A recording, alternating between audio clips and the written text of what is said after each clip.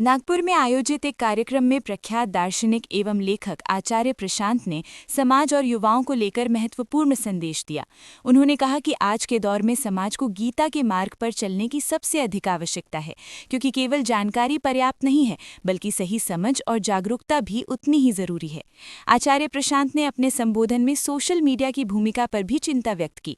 उन्होंने कहा कि आज सोशल मीडिया एक बड़े बाजार का रूप ले चुका है, जहां व्यक्ति की सोच और ध्यान भटकाया जा रहा है।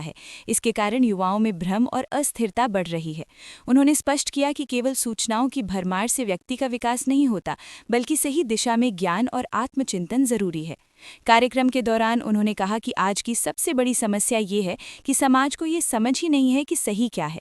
जब तक व्यक्ति अपने जीवन में सही गलत का अंतर समझकर निर्णय नहीं लेगा, तब तक समस्याओं का समाधान संभव नहीं है। उन्होंने युवाओं को आत्मनिर्भर बनने, सच्चाई के साथ खड़े रहने और अपने कर्तव्यों को समझने का आह्वान किया। क्योंकि ये जो काम है वो पूरे नहीं हो सकता, नागपुर वासियों का साथ चाहिए। वही साथ मांगने के लिए नागपुर में आया हूँ। यहाँ पर दो बड़े अच्छे कॉलेजेस हैं, उनमें 2 दिनों छात्रों के साथ संवाद है और फिर एक दिन जो हमारे गीता छात्र हैं, गीता प्रतिभागी, उनके साथ लंबी चौड़ी बातचीत है। देखिए, ये कॉलेज में जो छात्र हैं, इनके पास ऊर्जा है, महत्वाकांक्षा है, लेकिन साथ ही साथ संशय बहुत है, भ्रम बहुत है, बंधन बहुत है। चाहते हैं बहुत कुछ करना, जवानी है, सपने हैं, लेकिन ये नहीं जान पाते कि वो कौन है और किस दिशा बढ़ना है। तो इनकी स्थिति अर्जुन जैसी ही है, तो जिसके पास क्षमता तो है, बल भी है, पौरुष भी है, लेकिन किंग कर्तव्य विमूढ़ है, जान नहीं रहा कि अब कुरुक्षेत्र पर करना क्या है। तो तब गीता की ज़रूरत पड़ती है ना। बिना गीता के अर्जुन जीतते क्या, लड़ भी नहीं पाते। तो आज के हर युवा की अर्जुन जैसी ही स्थिति है और उसे गीता चाहिए। तो छात्रों तक गीता ले जाने के लिए मैं नागपुर आया हूँ और नागपुर वासियों का इसमें मुझे सहयोग प्राप्त होगा। छात्र मैं कहा करता हूँ सभी हैं, हमारे जितने प्रतिभागी हैं, भले ही वो 80 वर्षीय हों, उनसे कहता हूँ कि सबसे पहले ये देखो कि आप भी अर्जुन हो, और जो अर्जुन है वो छात्र है, एक अर्थ में शिष्य हो गया। तो फिर गीता सिर्फ कैंपस के छात्रों के लिए नहीं है, पूरे समाज के लिए है, पूरे नागपुर के लिए है, और इसीलिए मैं यहाँ आया। सर, आपके संघर्ष में तो हम उसी पल उतर जाते हैं जब जन्म लेते हैं।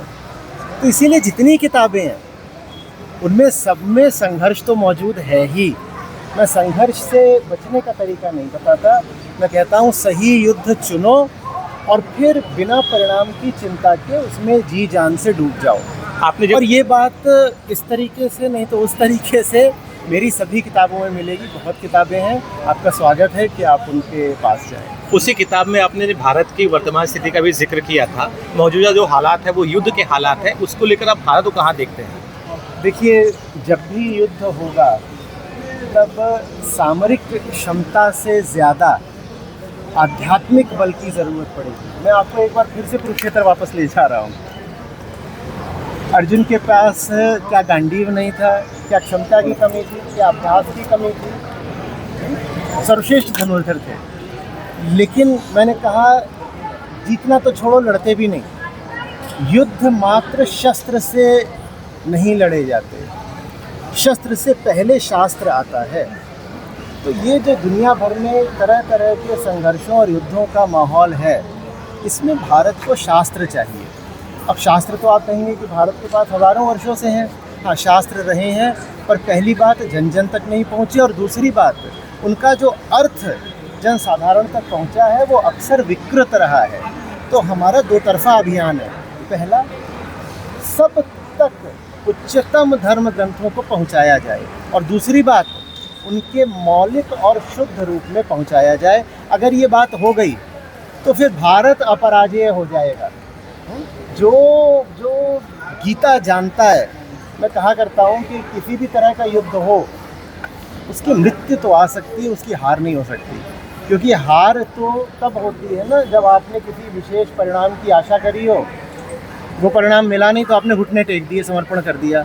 जिसने जान लिया कि जीवन किस लिए है और किस काम में बिताना है, किस युद्ध में झोंकना है, वो अब हार नहीं सकता। आचार्य कृषांत ने यह भी कहा कि भारत को वर्ष 2047 तक एक विकसित राष्ट्र बनाने के लिए समाज में व्यापक परिवर्तन आवश्यक है। इसके लिए केवल आर्थिक प्रगति ही नहीं बल्कि मानसिक और वैचारिक विकास भी जरूरी है। उन्होंने युवाओं से आग्रह किया कि वे जीवन में स्पष्ट लक्ष्य रखें और गीता के सिद्धांतों को अपनाकर आगे बढ़ें। कार्यक्रम में बड़ी संख्या में युवा, अनुयायी और नागरिक उपस्थित रहे।